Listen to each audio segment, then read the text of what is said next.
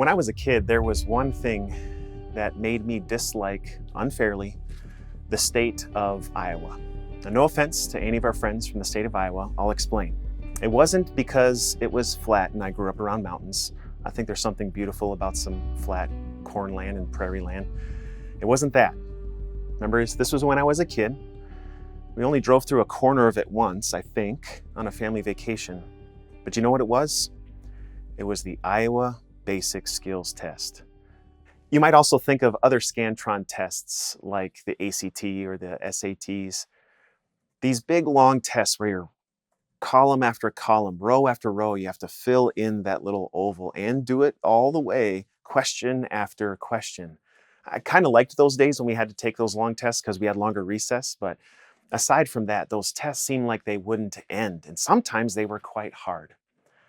But when you think of tests, especially uncomfortable ones in life, that's one of the ways that the Bible describes temptation. Temptation is not just this slippery slope, it actually is a time, a testing, so that we can persevere and demonstrate strength outside of us in those moments of trial. You think of some of the tests that you've endured in life, and not just a Scantron test, but real, legitimate tests. Like maybe your marriage was tested. It tested your patience, tested your ability to remain calm. It tested your faithfulness. But you were able to hopefully find strength in those moments of trial. And through that testing, you became stronger because of it. You think even as a kid, how many times do we say as adults, or even as kids, we wish we knew however many years ago what we know now? It doesn't matter how old you are. We wish that we knew back then the things that we know now, because now having that wisdom, we wish we could go back and do things differently when we maybe failed in life's tests. But now that we can see it with hindsight, doesn't that give us a type of strength? We call it wisdom and experience. See, tests and temptations are not these things that God puts out as traps, just waiting to see if we're going to land on the next landmine and blow up, and he's entertained by it. No, that's not what this is at all. I understand the question that commonly arises when it comes to temptations. God is in control, so therefore, why does he allow us to even be tempted? It's important for us to remember that he did not break this world. Humankind broke this world. But God still, in his wisdom, allows us to experience tests, not because he is vindictive, not because he doesn't care, but actually to allow us to trust in him and to find strength that we otherwise wouldn't have. In addition, he also allows us to experience tests and temptations in life so that we would long for eternity where those things don't exist anymore.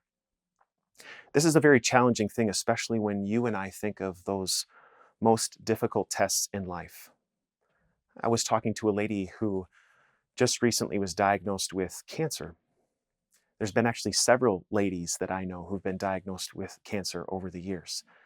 Maybe you know of some ladies or men too who are struggling with that.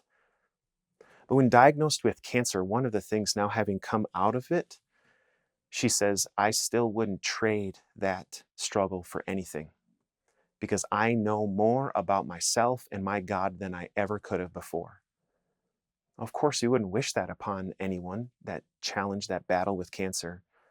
But the reality that she now has, the perseverance, that strength, God was working through that trial, through that struggle, to give her that strength. Does he not promise to do the same for us when we are tempted in any way? In the New Testament book of James, he puts it this way: Blessed is the one who perseveres under trial, because having stood the test, that person will receive the crown of life that the Lord has promised to those who love him. When tempted, no one should say, God is tempting me. For God cannot be tempted by evil, nor does he tempt anyone. But each person is tempted when they are dragged away by their own evil desire and enticed. Then after desire has conceived, it gives birth to sin, and sin, when it is full grown, gives birth to death. Don't be deceived, my dear brothers and sisters. Every good and perfect gift is from above, coming down from the Father of the heavenly lights, who does not change like shifting shadows. He chose to give us birth through the word of truth, that we might be a kind of first fruits of all he created. Now, there's a lot there, but I purposely read all of it because it's so wonderful.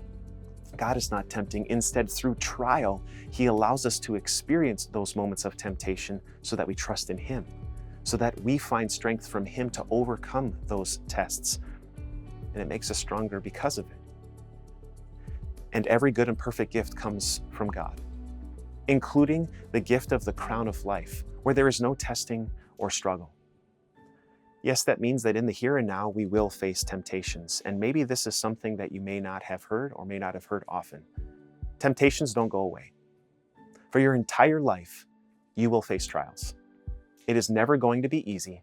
There's never a time when you stand on the victor's panel with your hands in the air holding the trophy because you conquered every one of the weaknesses of this world in yourself. But the reason that is true is so that we would never look to ourselves to find blessing and strength. Instead, we would look to God, who never changes like shifting shadows. Instead, he promises to bless us, to help us in our time of need, to strengthen us through whatever trials we face, and even when we fall flat on our face, who is the one who is there to pick us up? Still bearing the wounds of the cross, full of forgiveness and grace, he brings us close to himself until he welcomes us for all eternity. So when you are being tempted, when you are being tested, when you face trials that are great and even small, it is God who gives you the blessings through his word. It is God who has already prepared a place for you with him in glory. Did you enjoy this video? Well, we would love to share with you so much more. Just click here.